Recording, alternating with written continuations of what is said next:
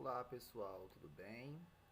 Estamos aqui hoje para mais uma aula de literatura, onde o nosso intuito maior é mais ou menos meio que absorver, de modo bastante sintético até, quais foram as origens do romantismo, né? De antemão já adianto que foi em Portugal e também aproveito a deixa, pessoal, para esclarecer que essa é a nossa primeira aula já referente ao segundo período, tá? Então nós adentramos a partir de agora ao segundo bimestre de 2021, tá bom? Então, o assunto de hoje, nós colocando aqui em pauta tudo aquilo que nós já estudamos, né? A questão da historicidade anterior em relação a esse super intervalo de tempo do século XII até o século XVIII, mais ou menos, né? Transição do XVIII para o XIX, quando vai se dar as origens propriamente ditas da escola romântica. Estamos aqui para absorver algumas ideias e ideais acerca dessa escola, tá bom? Lembrando que existe uma diferenciação entre movimento e entre escola literária. Como teve a durabilidade de quase 2 séculos de historicidade mundo afora, o romantismo é tido como escola literária. Escola ou estética literária, tudo bem? Bora lá. Então vamos fazer a leitura desse slide. O romantismo, ele não se restringe apenas a ser uma escola literária. Como eu coloquei para vocês, é considerado um tipo de espírito de época, devido a tamanho exagero de tempo que passou vigorando, né? E também a questão dos gostos de um certo tempo em todas as atividades artísticas exercidas pelo ser humano. Então, praticamente tudo o que está ao nosso redor tem um pouco de romantismo, certo? Não aquela coisa açucarada, aquela coisa melosa, mas tudo parte do nosso sentimento. Às vezes a gente não acorda bem, às vezes a gente acorda angustiado, às vezes não consegue nem dormir na realidade, né? Insônia, alguns problemas pessoais que evitam você ter uma boa noite de sono, tudo isso, pessoal, tudo isso que se intromete de modo negativo ou positivo, apela para a nossa sensibilidade. Podendo ser bom ou ruim.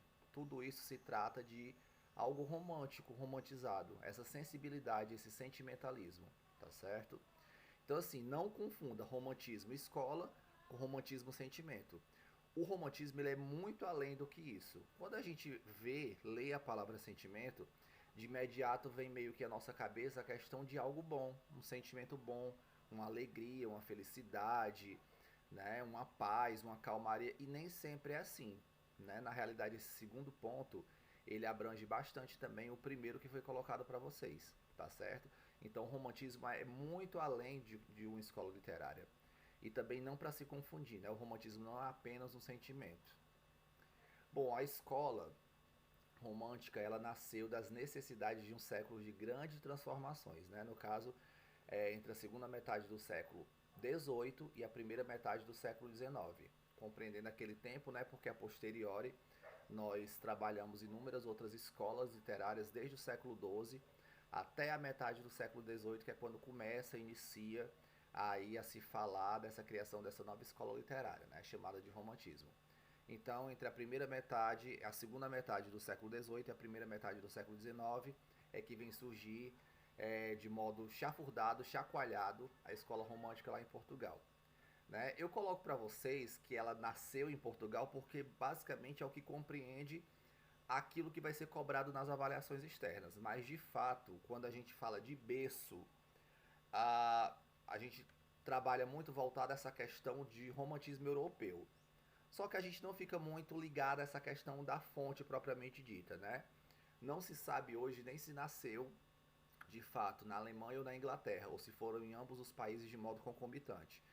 Mas para a nossa realidade, o que importa mesmo é o romantismo nacional, o romantismo brasileiro, que vem a posteriori, mas também, claro e logicamente, a questão do romantismo português, que vez ou outra será cobrado nessas avaliações externas, tá certo? Então bora lá. O romantismo é o oposto da razão, certo? Que a razão é uma palavra-chave típica do classicismo. O racionalismo, a racionalidade. Então sensibilidade essa afloração da sensibilidade, essa coisa farta, transbordante, emoção, sentimentalismo é voltado ao espírito justamente da escola que nós estamos trabalhando hoje, que é romantismo. A emoção, a sensibilidade, o sentimentalismo Lembrando que nem sempre isso vai ser bom. Pode ser um sentimento ruim ou um sentimento bom. Tá certo? Continuemos. O romântico é sempre um exaltado, apaixonado e temperamental. São características ímpares em relação a um personagem romantizado, principalmente nas obras em prosa. O romantismo ele aparece no momento da ascensão definitiva da burguesia, a questão da crescência, né, da burguesia, da aparição realmente latente do campo burguês. Também justamente na questão da Revolução Francesa e também do liberalismo. É nesse momento, de modo contextualizado, né, historicamente, que vem surgir a escola romântica lá na Europa. E há também a imitação dos padrões de comportamento social da nobreza, desejando o mundo e sonho e fantasia. Basicamente, pessoal, como nas obras sempre tem um enredo, um clímax, né, um pano de fundo em relação à história, a gente se apega muito quando fala em relação ao romance romântico em um livro propriamente dito, né, contendo justamente todas essas particularidades de uma história. Então a gente fica muito ligado na questão da prosa. Não que não existisse poesia, claro que existe poesia romântica, lógico.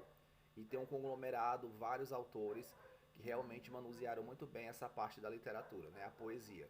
Só que a gente fica muito ligado ao campo da prosa, ao campo prosaico.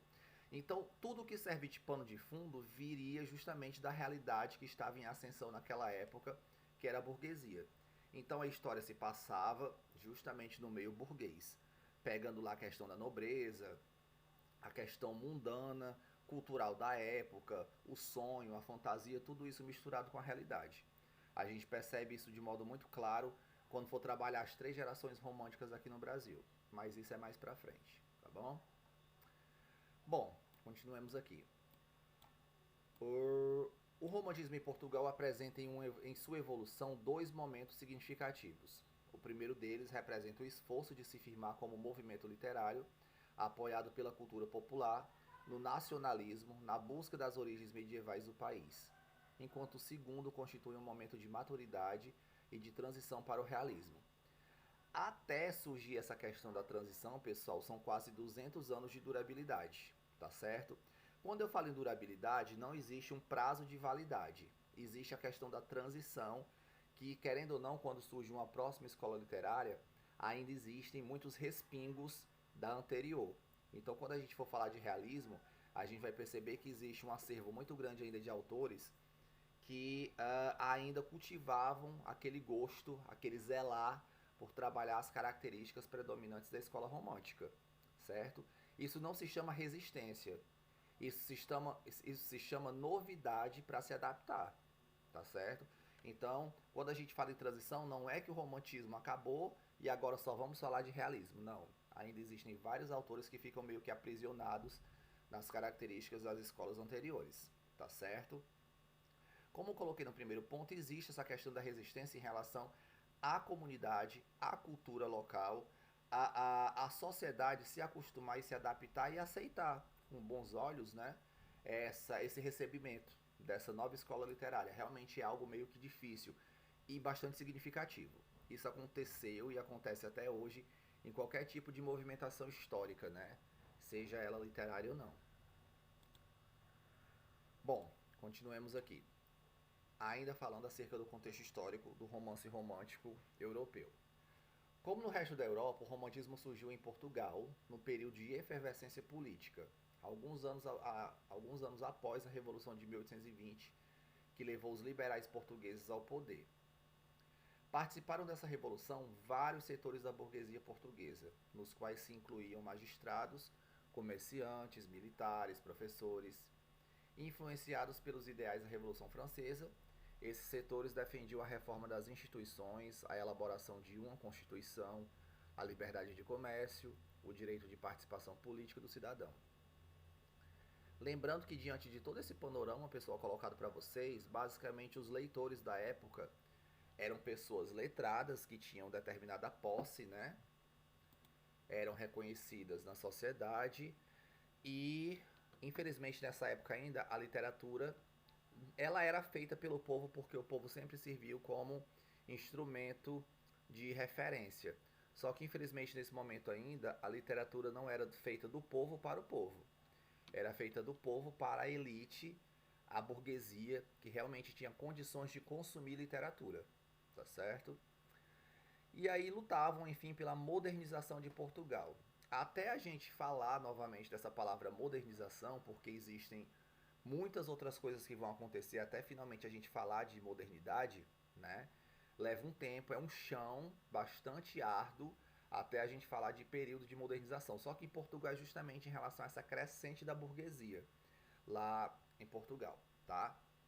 Então assim, contextualmente, né, contextualmente, historicamente falando, o professor de história pode até corroborar com essas questões. Você pode emendar, incrementar muito bem as aulas de história, tudo isso que se aconteceu também na literatura. Lembrando sempre que a literatura sempre andou e sempre andará de mãos dadas com a arte, com a história, com a sociologia, com a filosofia, com essas atividades ligadas, essas disciplinas ligadas à cadeia, à rede das ciências humanas, tá certo?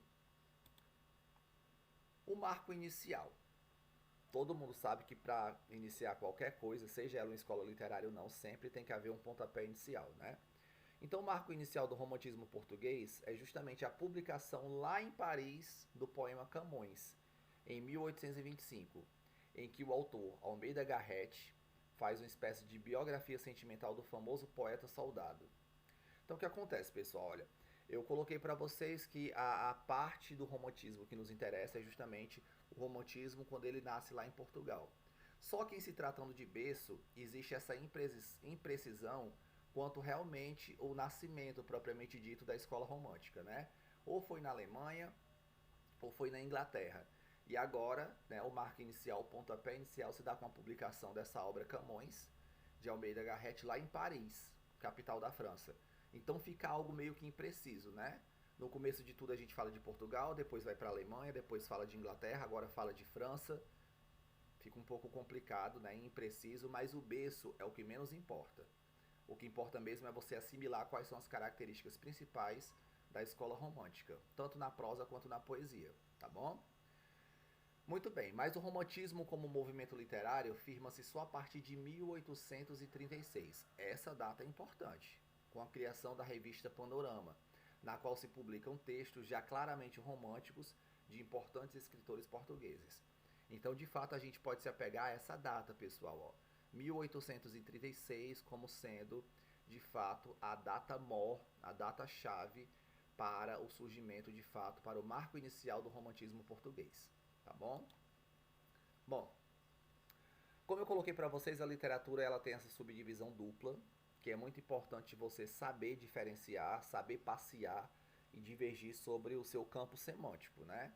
Sobre a sua definição básica, que é justamente a prosa e a poesia. E isso é normal em toda a literatura, não somente nas escolas literárias, certo?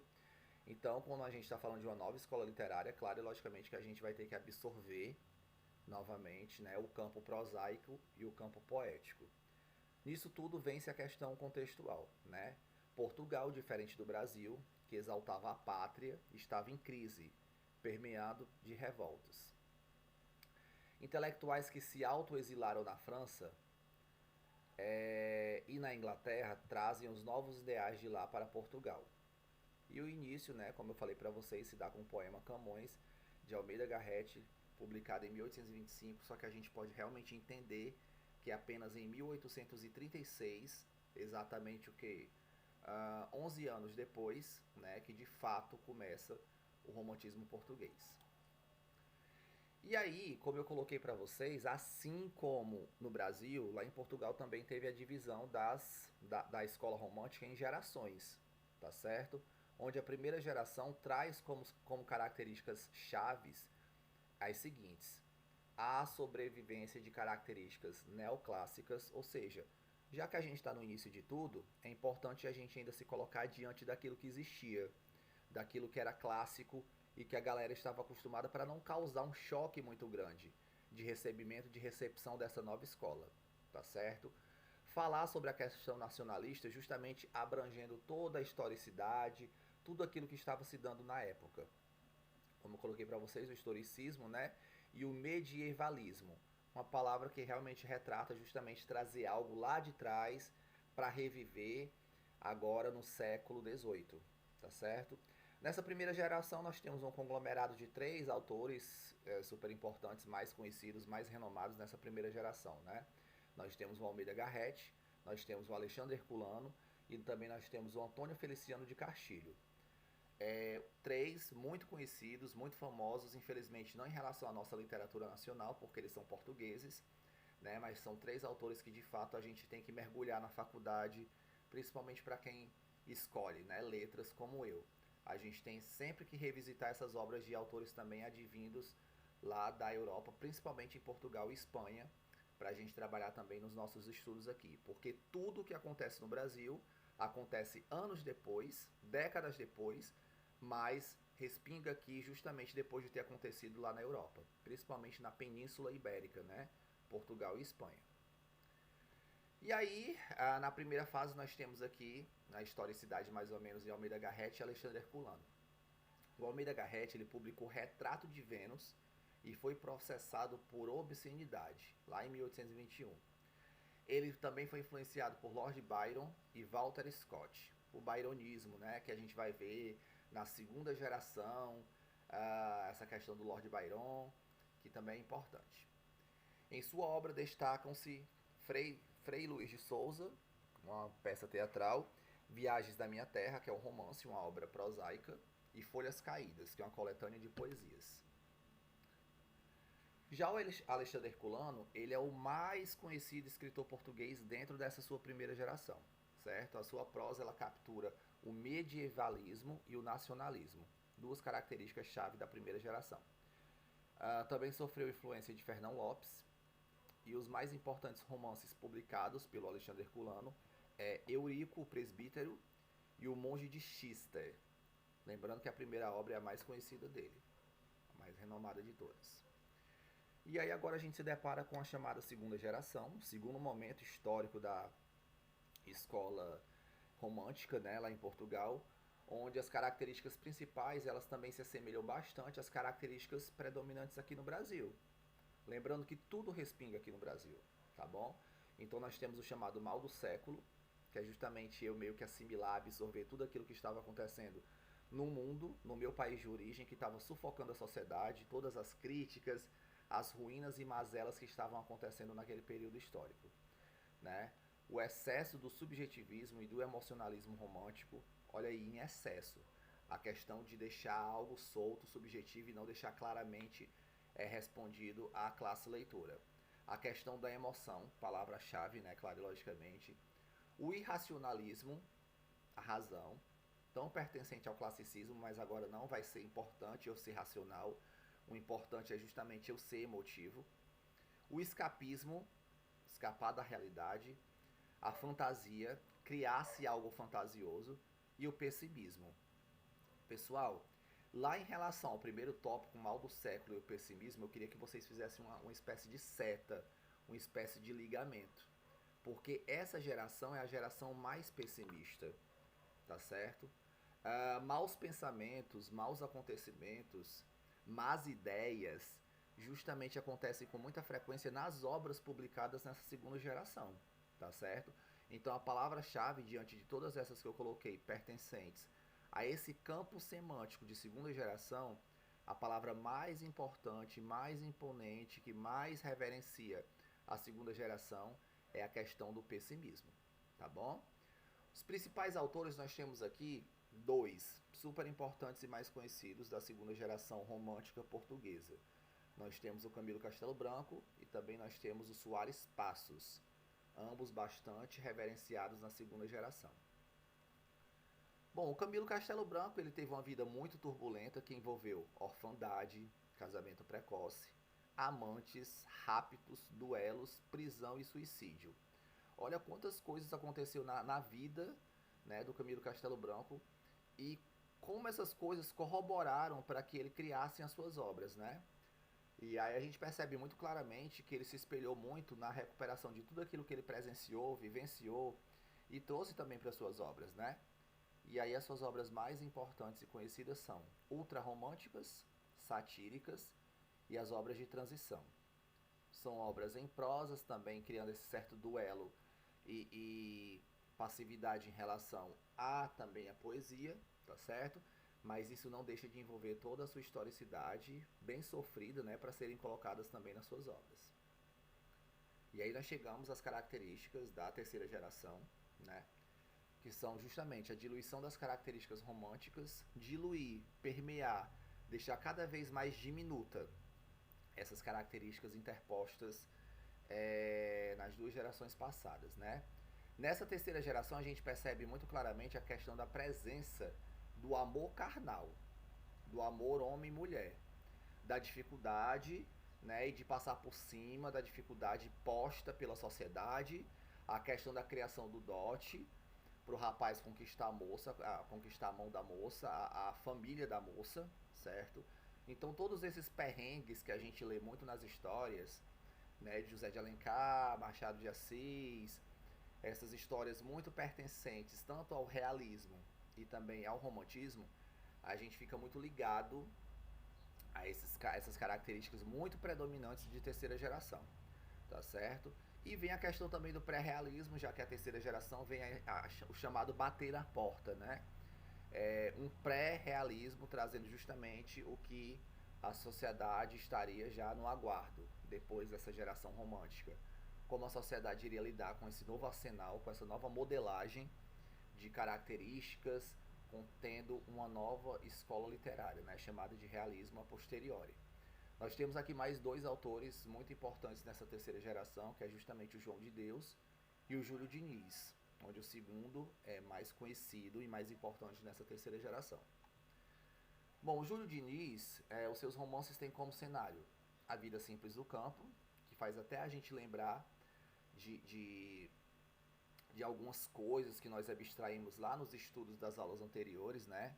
A vida campestre, certo? Muito predominante a uma escola específica, né? Então, muito importante mesmo a questão do arcadismo, meio que o retorno, né? A questão dos finais felizes, como a gente observa nas histórias de depois de tanto o decorrer do sofrimento e tal, o casal consegue ficar feliz no final de tudo. O amor tudo suporta, olha que mensagem bonita, né? De fato, isso vai ficar muito escancarado nessa terceira geração romântica portuguesa, né? O interior dos personagens é desvendado, sempre vai ter aquele personagem meio que surge na história para atrapalhar o romance entre o casal, né, protagonista. Então sempre vai ter esse antagonista, certo? E também as características dos personagens, elas vão ser muito exploradas, muito referenciadas, e a gente vai perceber quem é quem, né? Quem é bom, quem é mal, quem é esperançoso, quem de fato tem essa bondade no coração. A gente percebe essas características predominantes nessas personagens criadas nas histórias em prosa, tá? Os romances mais importantes do Júlio Diniz são As Pupilas do Senhor Reitor e Uma Família Inglesa. Lembrando que essas Pupilas do Senhor Reitor, a Globo transformou em novela, certo? Muito bem, então é isso. Espero que vocês tenham gostado, pessoal, dessa aula.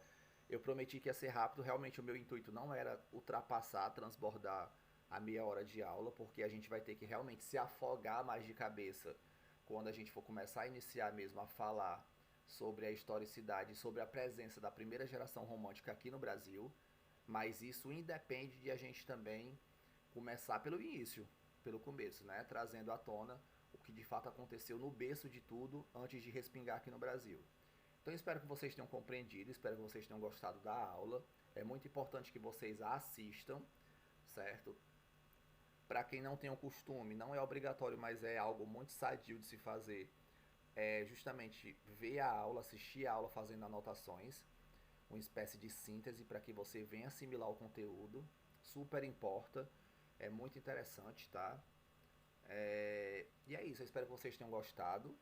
Essa aula vai ficar disposta lá no YouTube. Na próxima aula eu passarei uma atividade acerca, para depois finalmente a gente adentrar ao conteúdo que mais nos interessa, que vai ser o conteúdo mais longo do ano, que vai ser o trabalho das 3 gerações românticas aqui no Brasil, tá bom?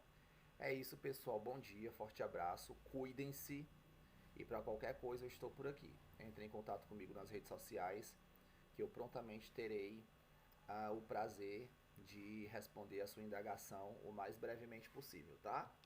É isso, forte abraço, fiquem bem. Valeu!